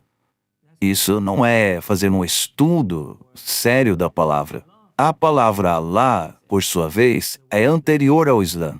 E o nome Allah tem um endereço, tem uma direção. Quando você diz Buda, todo mundo sabe de quem você está falando. Quando diz Allah, todos sabem de quem está falando. E Maomé, o profeta do Islã, o nome dele era Abdullah, que é uma palavra árabe que significa servo de Allah. E, obviamente, o pai dele tinha esse nome porque era um sacerdote que servia Allah. O Allah pré-islâmico na Arábia. Isso significa que Allah já era adorado pelos árabes antes mesmo do Islã se tornar uma religião. Não se pode colocar a carroça na frente dos bois. O pai de Maomé nasceu antes de Maomé, e ao nascer lhe deram o nome de Abdullah. E quando Maomé entra em cena, e eu sei que há historiadores que até questionam a existência de Maomé, ou mesmo se Meca sequer existiu, mas enfim, quando ele entra em cena em Meca, ou Mecca, seja lá como você pronuncie, ele vem e lá está um prédio quadrado, o Kaaba. E os árabes daquela época adoravam 300 divindades. E a principal divindade que eles adoravam era Allah. Era uma pedra preta, que na verdade é um meteoro que caiu do céu, vindo do espaço. Eles encontraram esse meteoro, que é metálico e preto, e o colocaram em Cabé e disseram: esse é o Deus que desceu da lua, e o começaram a venerar. Então Maomé entra em cena e rejeita 299 deuses. Mas com o único que sobrou, ele disse: essa pedra não é Allah, ela é o olho de Allah. É por isso que em Kaaba, se você fizer a pesquisa, aquela pedra preta está envolvida em um olho dourado, no formato de um olho, e fica em Kaaba. E todo muçulmano fiel vai à peregrinação até ali e a circundam por 7 vezes, adorando aquela pedra. Portanto, Alá é anterior ao Islã. Algumas pessoas chegam a argumentar que Elohim é uma forma de Alá. É claro que não é. Isso é um verdadeiro absurdo. Tem muita gente que está desesperada para unir esse mundo dividido em uma bagunça ecumênica, achando que estamos dispostos a simplesmente negar todas as diferenças em nome da unidade. Mas não pode haver unidade enquanto a verdade está sendo comprometida. E esse é o grande problema que enfrentamos em nossa igreja também hoje em dia. Eu não estou condenando a igreja adventista. Eu amo essa igreja. Todos nós servimos a igreja de Deus e continuaremos a servi-la. Mas dito isso, dentro dela há alguns que criam problemas e temos que denunciar essas ideias erradas. Eu penso exatamente a mesma coisa. Eu já vi altos funcionários dentro de nossa igreja que vieram até mim dizendo que o muçulmano não precisa sair do Islã, porque a diferença entre as duas religiões é apenas cultural. Ele pode continuar indo à mesquita e fazendo seu culto. Mas veja, eu era católico e tive que sair dessa religião. Eu não posso fazer parte do catolicismo romano, que é a besta do Apocalipse, e tem o dragão que lhe concedeu poder e trono de grande autoridade. Eu não posso permanecer em um sistema desses, eu devo me separar, e é a mesma coisa com o Islã. Você mencionou os olhos. Os olhos são muito importantes. Vamos de volta ao catolicismo. Qual a importância do olho que tudo vê no catolicismo? Ele tem uma enorme importância. Você o vê lá em muitas e muitas vezes. É claro, ele foi aperfeiçoado no jesuitismo. Em cada conclave jesuíta existe o olho que tudo vê. E porque, curiosamente, esse mesmo símbolo também existe na maçonaria, que, por sua vez, é basicamente adoração a Lúcifer. Por que você encontra esse símbolo tanto no catolicismo quanto no mundo ocultista? Então, todas essas coisas apontam para uma forma básica de adoração, que é o luciferianismo. Agora, se a verdadeira divindade servida por essas entidades é Lúcifer, e eu não consigo enxergar de outra forma, porque eles acreditam em sua doutrina e seguem as mentiras da serpente do Jardim do Éden e as imortalizam em suas doutrinas, então eles devem ser luciferianos de coração. Essa é uma doutrina esotérica que são ensinadas aos iniciados. Mas existe uma doutrina exotérica que engana aqueles que não são iniciados. E eu acredito que exatamente o mesmo que aconteceu no catolicismo acontece no islamismo. Essas pobres pessoas têm que passar por rituais. Elas precisam ter seus horários de oração em locais específicos. Se você seguir esse ritual, tudo ficará bem. O catolicismo é a mesma coisa. Se você reza o terço, se vai à missa, se faz sua peregrinação, aí você ganha pontos e recebe a absolvição do purgatório. O mesmo acontece com o Islã. Você precisa fazer uma peregrinação. É uma religião de obras, não é a religião da Bíblia. Portanto, estes nossos irmãos que pedem a bênção de Alá, por exemplo, estão inadvertidamente, na minha opinião, praticando o que o mundo ocultista pratica. É isso que o catolicismo pratica. É um precedente muito perigoso. No fim, só existem 2 sistemas. Um deles se baseia na fé no Messias e na obediência aos seus preceitos. Todo aquele que se desvia da obediência aos seus preceitos e da aceitação de sua expiação, do seu sacrifício, faz parte de uma falsa religião, seja qual for o nome dela. Sim, com certeza. E sabe, Walter, você mencionou sobre os gênios em sua leitura do Alcorão. Quando eu era criança, eu lembro que a gente sempre tinha medo dos gênios que viriam nos buscar e tudo mais. Mas a gente não pensava em anjos caídos. Os anjos foram meio que descartados. Os gênios eram aqueles que representavam o bicho-papão, de quem você tinha que ter medo, né? E o diabo se esforçou muito para desviar a atenção de si mesmo. Ele se esconde e cria outras coisas assustadoras para controlar as pessoas pelo medo. E todas as falsas religiões controlam as pessoas por meio do medo, inclusive o catolicismo. Se você não obedecer, você vai queimar no inferno. Você vai para o purgatório por milhares de anos, ou isso ou aquilo. Eu me lembro de que pouco antes de eu me tornar adventista do sétimo dia, eu costumava orar para Allah e eu literalmente me batia, tentando apaziguar a sua ira para que ele me ouvisse. Acontece que ele não me ouvia. Foi aí que eu caí no chão e comecei a chorar e eu parei de chamá-lo de Allah. Passei a usar a palavra Deus. Isso é um exemplo perfeito, porque no meu caso, na minha experiência, quando eu encontrei Jesus, eu estava literalmente invocando Allah, mas nada acontecia. Eu chorava, eu soluçava, batia no meu corpo, eu queria perdão, eu tinha que ser perdoado, eu tinha 18 anos. E durante aquela experiência traumática que eu vivenciei, eu acabei desistindo. Eu caí no chão e chorei como um bebezinho. E as minhas últimas palavras naquele choro foram... Veja, eu já estava desistindo, foram minhas últimas palavras. Eu não disse mais Allah, eu usei a palavra Deus, que é neutra. A palavra Deus é neutra, obviamente. Eu disse, Deus, por favor me ajude. E no mesmo segundo, Jesus aparece no meu quarto. Literalmente, fisicamente. Eu estava lá rezando há 40 minutos, Alá, Alá, Alá, batendo em mim mesmo, chorando, pedindo ajuda, nada aconteceu. Se Jesus tivesse aparecido enquanto eu dizia Alá, ele teria negado a si mesmo. E eu teria continuado um muçulmano.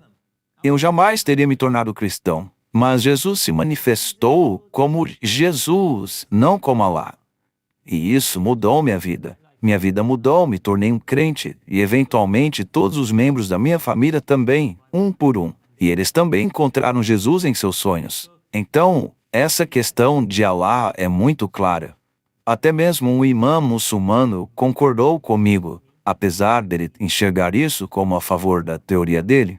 Mas o último ponto que realmente se destaca nessa discussão, da mesma forma, é a escatologia, o entendimento escatológico do Islã sobre o que acontece no fim da vida. É o momento que tudo termina, o julgamento chega, etc. E por causa disso, há muitas pessoas em nossa igreja que dizem: nós somos iguais aos muçulmanos, eles têm a mesma escatologia, eles também acreditam que Jesus vai voltar, etc. Mas a questão é, realmente a mesma coisa? A nossa escatologia e a deles são a mesma escatologia? Eles estão ensinando a mesma coisa? Será que os muçulmanos têm uma teologia na qual possamos nos basear? Será que eles têm uma compreensão teológica sólida, linha por linha? Um pouco aqui, um pouco ali... Como o Walter mencionou anteriormente no programa, no Alcorão, você não encontra muitas coisas. Na verdade, o Alcorão foi escrito de uma forma muito confusa. Não há linha de raciocínio. As ideias lá são todas desorganizadas. Não existe teologia. Não há linhas sobrepostas, linha sobre linha, um pouco aqui, um pouco ali, para você comparar versículos e chegar a uma conclusão teológica. Não há necessidade de 2 ou 3 testemunhas concordarem para estabelecer coisas, que é a maneira como nós cristãos estudamos a Bíblia. Então nós temos que conversar sobre essas coisas. Eu gostaria de ouvir o que você tem a dizer sobre a escatologia do Alcorão, da Bíblia, e a suposta segunda vinda, que é quando o Mahdi retornará. E Jesus virá logo atrás dele, e aí, finalmente, o fim chegará. Muito bem, vamos analisar esses dois aspectos sobre a escatologia, a Bíblia e o Alcorão como livro. Primeiro vamos analisar o Alcorão e a Bíblia como livros. O catolicismo não aceita a Bíblia como a norma, apenas no sentido de que está em harmonia com a tradição deles. Portanto, no catolicismo, a tradição está acima da Bíblia. Mas na verdadeira religião, a Bíblia está acima da tradição. Nós temos que nos acomodar à Bíblia. Já no Alcorão, como você disse, há muitas coisas confusas. Eu acredito que o Alcorão também confunde Maria com a irmã de Moisés. Ela é vista como a mãe de Jesus numa parte muito posterior. Então, há muitas coisas confusas no Alcorão. O valor do Alcorão na vida islâmica é basicamente em canção. Existe uma leitura divina do Alcorão que é realizada. O método da leitura é mais importante do que o conteúdo que está sendo lido. A maneira como você pronuncia, como você canta, etc. No catolicismo é a mesma coisa. No catolicismo há o que se chama de lectio divina, leitura divina, onde os salmos e os versículos da Bíblia são cantados num estilo específico de canto. Isso tem relação com o Islã. É exatamente a mesma coisa. Eles têm um cantor e outra pessoa que responde. E é a mesma coisa com o Islã. Portanto, é exatamente igualzinho ao catolicismo. O catolicismo é uma religião pagã, não é cristianismo. Então, esse é o ponto principal. Quando se trata de escatologia, muitos no Islã anseiam pela vinda de Jesus, porque no Alcorão, Jesus irá punir qualquer pessoa que o tenha deificado. Então, no Islã, a vinda de Cristo, na verdade, é uma punição. Ele vem para punir aqueles que o adoraram como uma divindade. Enquanto na Bíblia, ele vem para reunir aqueles que o adoraram como divindade. Então, é o oposto. Então, a escatologia do Alcorão é a destruição do cristianismo e a sobrevivência do islamismo. Enquanto que na Bíblia, são todos aqueles que entram em harmonia com Deus e seguem os seus mandamentos e aceitam o sacrifício expiatório de Jesus Cristo, que serão acolhidos no reino de Deus. É uma mensagem universal de salvação e não de destruição de um em favor do outro. Muito bom. Louvado seja Deus. Está corretíssimo. Muito bom. Esse sim é o propósito do Islã. É eliminar a divindade de Cristo. 5 vezes ao dia, quando o chamado para oração é feito nas minaretes de todas as igrejas, as mesquitas ao redor do mundo, e com os xiitas é 3 vezes ao dia, parte desse chamado à oração é a reprovação de qualquer pessoa que afirme ser igual a Allah. Allah não tem ninguém igual a ele. Eles proclamam isso 5 vezes ao dia nos minaretes. Então veja que o propósito total da existência do Islã é negar a divindade de Cristo. Esse é o propósito fundamental do islamismo. E também criar uma barreira contra o crescimento do cristianismo protestante no Oriente. Ele transformou-se num muro. Outra coisa interessante sobre a escatologia do Islã é o ensino de que, quando o Mahdi vier, Cristo virá logo após ele. E então o propósito fundamental de Cristo é cumprir tudo o que o Mahdi disser. E o mais importante do que ele disse é destruir os que o desafiaram. E ele também matará 70 mil judeus. 70 mil judeus. E ele também matará todos os porcos da terra. Todo animal quadrúpede que chamamos de porco será morto.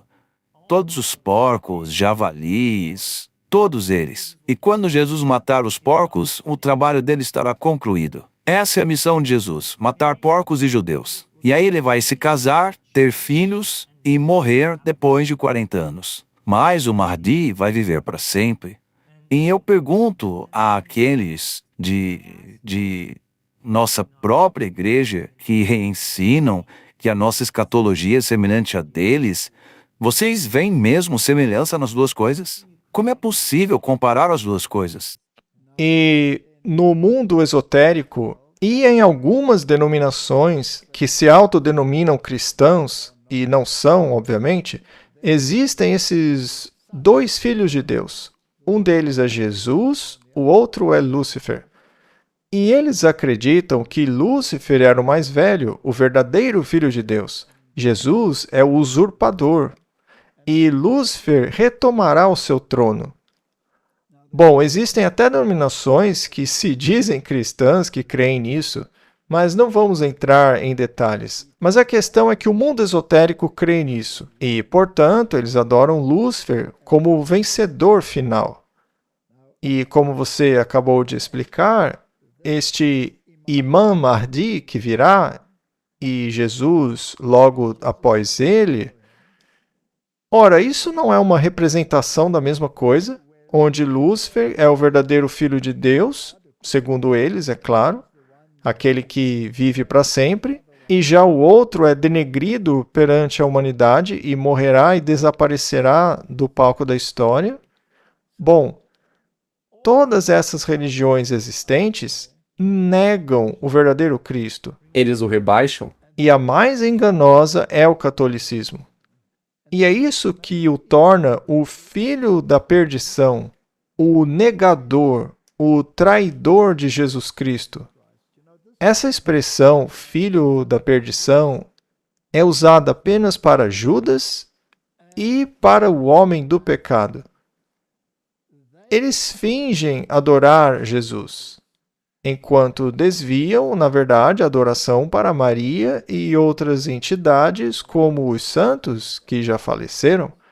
Eles negam a divindade, a verdadeira divindade autossustentável de Cristo, e o transformam em um ser criado, ensinando isso ao mundo cristão como se eles mesmos fossem cristãos. Mas, na verdade, eles são inimigos de Cristo, são luciferianos em sua adoração. Eu conheci um homem que cresceu em uma família de imãs. E ele me contou que uma vez viu um grupo de imãs de sua família adorando uma forma secreta de Alá, que basicamente era ocultista. Ele viu isso nos bastidores e, como ele ouviu essa conversa, ele acabou tendo que participar desse ritual e se tornar um iniciado. Então, pelo que eu entendi dessa história, e é uma fonte muito confiável, você também tem uma representação esotérica e uma exotérica nessa religião.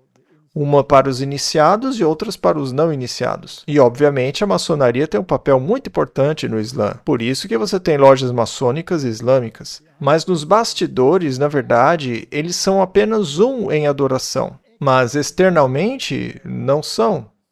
E eu acho isso fascinante.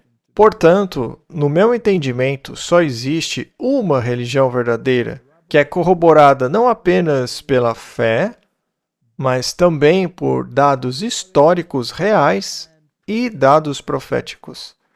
E você só encontra essa religião verdadeira na Bíblia, em nenhum outro livro. Amém, amém. Louvado seja Deus. Eu me sinto tão abençoado por passar esse tempo com vocês, meus amigos. Foi muito incrível mesmo, maravilhoso. Eu queria dizer que em nossa missão de alcançar pessoas, sejam elas católicas, muçulmanos, protestantes, budistas, hindus, quaisquer que sejam, essa verdade vai prevalecer. A verdade sempre prevalece. O erro não tem lugar. Ele não pode substituir a presença da verdade. Alguns acham até que o erro vai vencer. Muitos me perguntam, como você prega para um muçulmano? E eu respondo, leia a Bíblia. Deus prometeu que se você lançar o seu pão, ele voltará para você. Jesus disse que a palavra de Deus não volta vazia. Então, a palavra pregada aos muçulmanos não voltará vazia. Mas muitos têm medo de pregar a Bíblia para eles. Mas você mesmo tem uma experiência com aquela mulher árabe que você deu estudo bíblico para ela. Então é isso. Não há nada mais a fazer. É pregar a Bíblia para eles. Este é o verdadeiro fundamento da nossa fé. É a palavra viva de Deus. Ela tem poder. Toda vez que abro a Bíblia, ouço ruídos, não psicológicos, mas espirituais. Ouço os ruídos das feras. Eu vejo as nações, eu vejo o futuro, o passado, vejo a história, vejo a verdade de Deus, vejo a cruz de Jesus, vejo a agonia do Filho de Deus, vejo a sua vitória sobre o pecado, sobre a morte, e vejo que eu posso ter a vida em abundância por meio de Jesus Cristo. E quando compartilho essa palavra com alguém, seja um muçulmano ou não, ela não volta vazia. Haverá um tipo de resposta. Eles podem até negá-la, mas isso já é uma resposta. Mas ela cumprirá aquilo que Deus lhe ordenou. Esta palavra se realizará. Não tenhamos vergonha da palavra de Deus, não vamos escondê-la, vamos compartilhá-la, seja com muçulmanos ou não. Não se preocupe se eles acreditam ou não que a Bíblia é corrupta. Não se importe com isso, apenas leia. Porque a Bíblia é contagiosa. Quando você crê nela e com toda a sua força, ninguém pode te negar. Ninguém pode achar de verdade que você está errado. Eu me emociono, mas eu amo esse livro. É maravilhoso. E veja, no dia em que você disse, Deus, me ajude, você obteve sua resposta. Uma vez sentei-me numa igreja católica e disse, Deus, se o Senhor existe, revele-se a mim. E para onde isso me levou? Para a Bíblia. Eu saí daquele sistema corrupto da mesma forma que o muçulmano deve sair desse sistema, porque ele foi enganado e ele tem que aceitar a verdade como ela está nas Escrituras. Esse sistema está ligado à Babilônia. E a mensagem do segundo anjo é: sai dela. Sai dela. E isso... Veja, eu só quero trazê-los de volta para um ponto específico. Porque a mensagem do terceiro anjo é: não aceitem a marca da besta. Por que um muçulmano... como isso afetará? Na verdade, o muçulmano não tem um dia de descanso. Foi o que o Shahbaz disse. Para eles, a sexta-feira é apenas uma oração na hora do almoço. Não é um dia de descanso. E a humanidade precisa de um dia de descanso.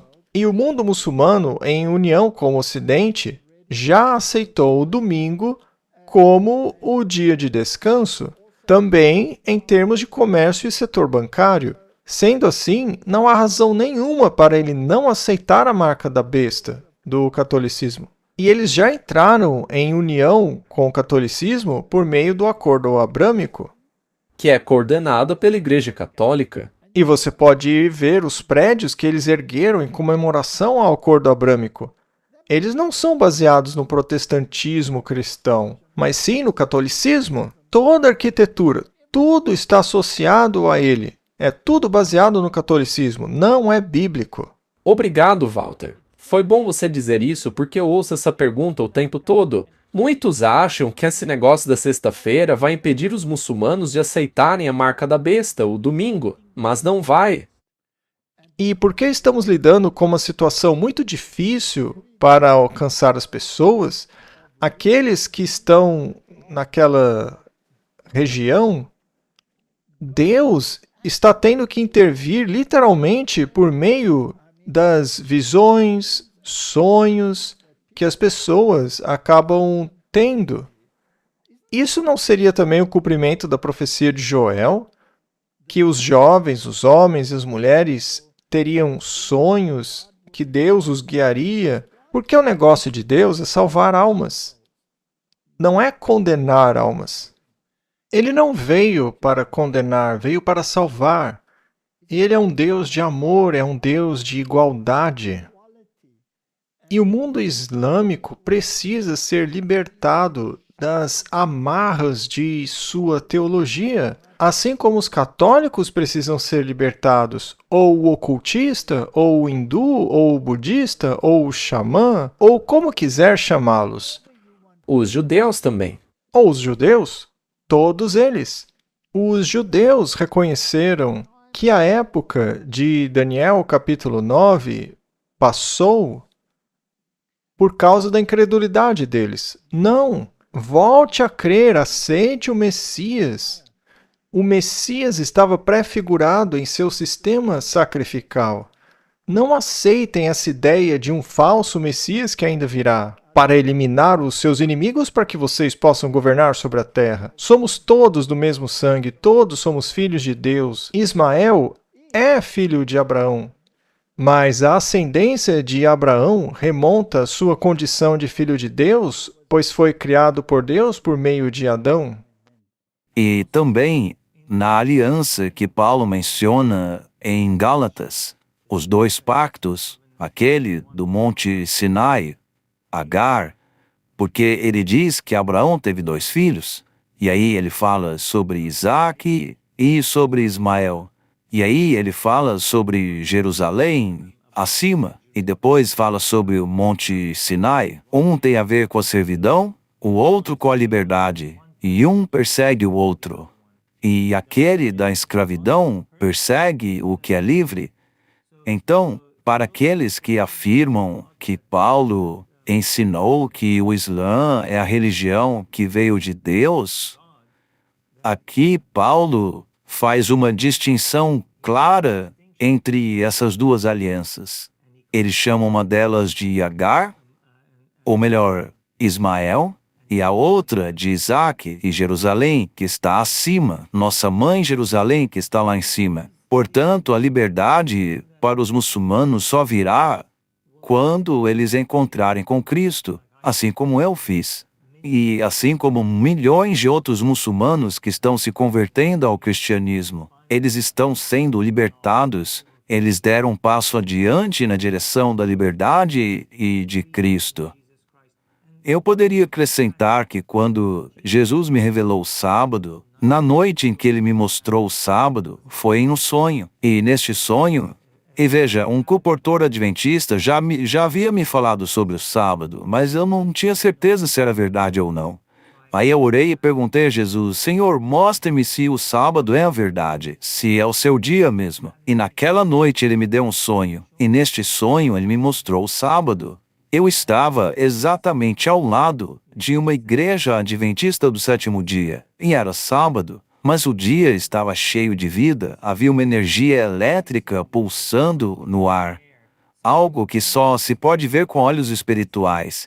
E em meu sonho foi-me dado um olho espiritual, e então Deus me mostrou a Bíblia, e ao lado dela os escritos daquilo que chamamos de espírito de profecia. E veja, eu não tinha ideia do que era esse espírito de profecia. Isso foi me mostrado no sonho antes de eu ter qualquer conhecimento sobre isso.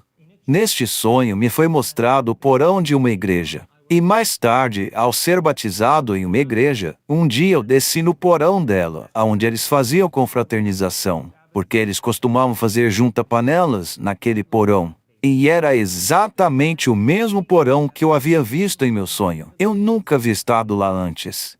Tudo me foi revelado em um sonho. Eu conheci os escritos do Espírito de Profecia, os escritos de Ellen White, em meu sonho. Então, Deus está agindo. Assim como ele mencionou no livro de Joel, sim, isso está acontecendo em grande escala. E por que está acontecendo tanto com os muçulmanos? Parte da razão é porque Deus disse a Abraão que por tua causa abençoarei o teu filho Ismael. Deus nunca planejou que houvesse um filho Ismael. Mas Abraão e Sara decidiram tomar as coisas em suas próprias mãos e serem Deus por um momento. Eles acreditaram em Lúcifer. Eles quiseram resolver o problema eles mesmos. Vamos fazer nós mesmos um filho. Não vamos esperar a promessa de Deus. E aí acabaram tendo um filho por meio de Agar. E assim eles colocaram Deus em uma situação difícil. Assim como Pedro colocou Cristo em uma situação difícil quando se gabou de que Jesus pagaria os impostos. Pedro Pedro não deveria ter dito aquilo, mas já que disse, vá lá, pesque um peixe e vai achar o dinheiro na boca dele, e com ele pague os seus impostos e os meus. Abraão e Sara fizeram a mesma coisa. Eles colocaram Deus em uma situação muito delicada. E agora Deus diz, muito bem, Abraão, por sua causa eu vou abençoar Ismael. Eu vou abençoá-lo. Mas ele não é a bênção escolhida. Essa bênção virá por meio de Isaque. E por causa dessa promessa, Deus está agindo com muita diligência para levar o Evangelho de Cristo aos muçulmanos que têm um acesso muito complicado. E graças a Deus pelo sucesso que ele está tendo. Eu concordo plenamente com você. O que eles precisam entender a respeito do sábado é que o sábado é o descanso de uma obra concluída por Deus e não uma obra concluída por nós. A religião pagã, toda religião falsa, baseia-se naquilo que nós podemos realizar. E Agar representa o esforço de Abraão para cumprir a promessa de Deus, enquanto Sara representa a promessa de Deus de que até mesmo as estéreis serão capazes de gerar vida. E essa é a salvação pela fé comparada com a salvação por meio de seus próprios esforços. Por isso, a religião católica é uma religião de rituais e sacramentos, atividades cerimoniais, peregrinações, indulgências, e o Islã é a mesma coisa. É uma religião de rituais, de obras, de peregrinações, de esforço próprio. E Deus deseja tirar as pessoas desse tipo de religião. Para eles, o sacrifício supremo é dar a própria vida pela causa de Alá. Aí o sujeito vai direto para o céu. É assim que funcionam essas religiões. Mas essa religião não é da Bíblia. Não é a mesma divindade da Bíblia. Qualquer pessoa que ensine isso está sinceramente enganada ou está enganando. Bom, antes de encerrarmos, Shabazz, pode dizer aos espectadores como podem conhecer seu ministério? Sim. Nosso ministério é o Advent Lighthouse Ministries. E seus espectadores podem nos conhecer melhor em nosso site adventistlighthouse.org. E o nosso ministério é basicamente direcionado e adaptado para alcançar muçulmanos, especialmente muçulmanos na língua persa. Existem cerca de 130 milhões de iranianos que falam persa no mundo. E não é só isso. Existe mais coisa, mas este é o nosso objetivo específico. E Deus levantou esse ministério e agora estamos alcançando pessoas de uma maneira sem precedentes. Apoiamos 20 obreiros bíblicos que vivem no terreno desta região, deste país. E eles estão fundando igrejas. Este ano vamos trazer mais, provavelmente, cerca de mais 25 obreiros bíblicos que se juntarão ao número atual.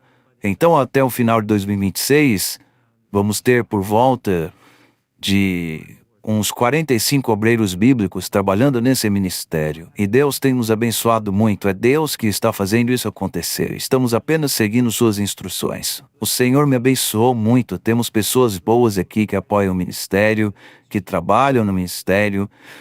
Nosso site, nossa conta no Instagram está crescendo muito entre aqueles que falam persa, pessoas da diáspora, fora da região 1040, dentro da região 1040, e as pessoas estão ouvindo o Evangelho, elas estão ouvindo as mensagens.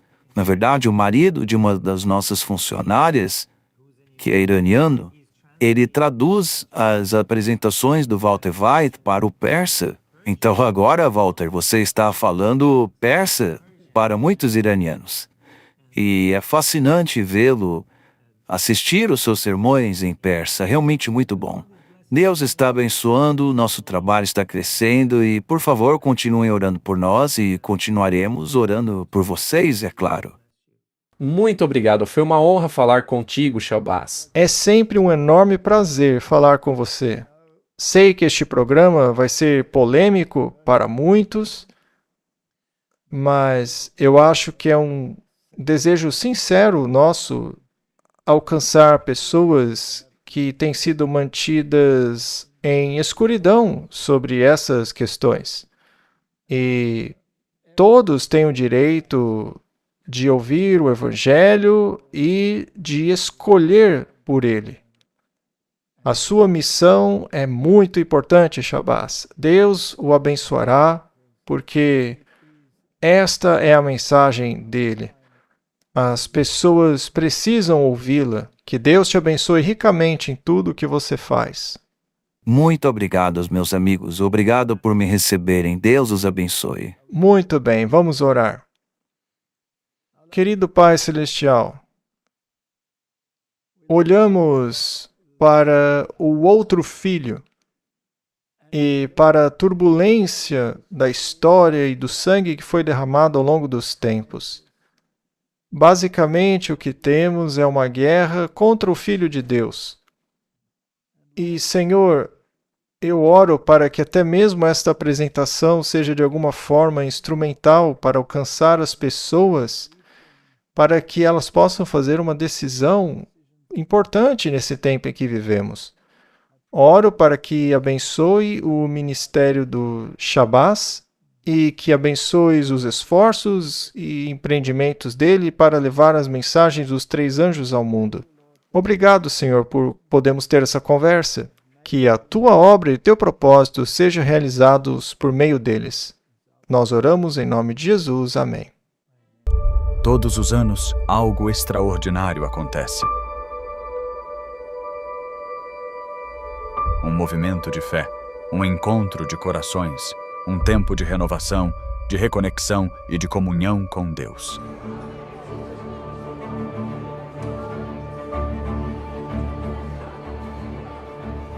Essa é a Campal Terceiro Anjo. Mais do que um evento, é um chamado divino que une famílias, amigos e irmãos de fé de todo o país.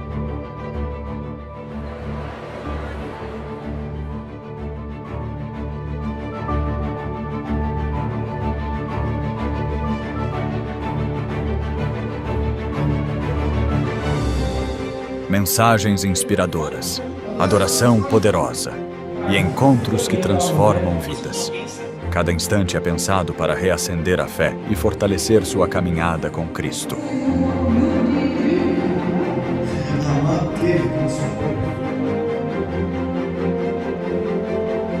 Dos mais experientes aos pequeninos, todos têm seu espaço.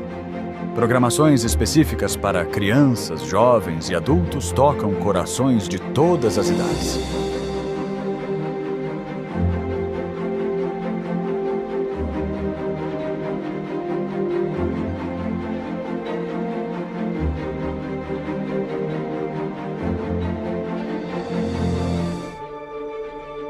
Conexão, comunhão, compromisso.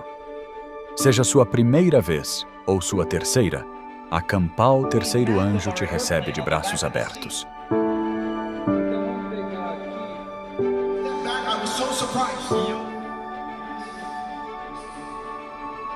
Isso não é só um congresso, é uma família, um vislumbre do céu.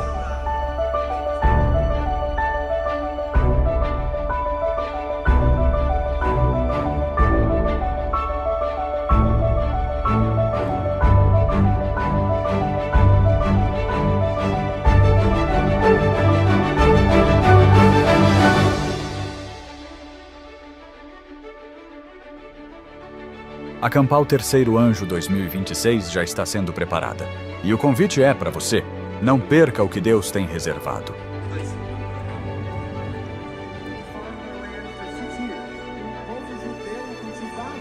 A cada ano damos um passo a mais perto do propósito, mais perto uns dos outros, mais perto do céu.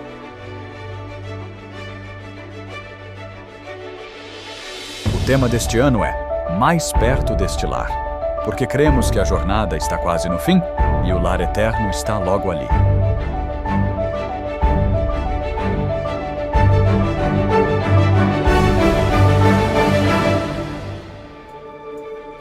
Acampau Terceiro Anjo 2026, mais perto deste lar. Esperamos você lá!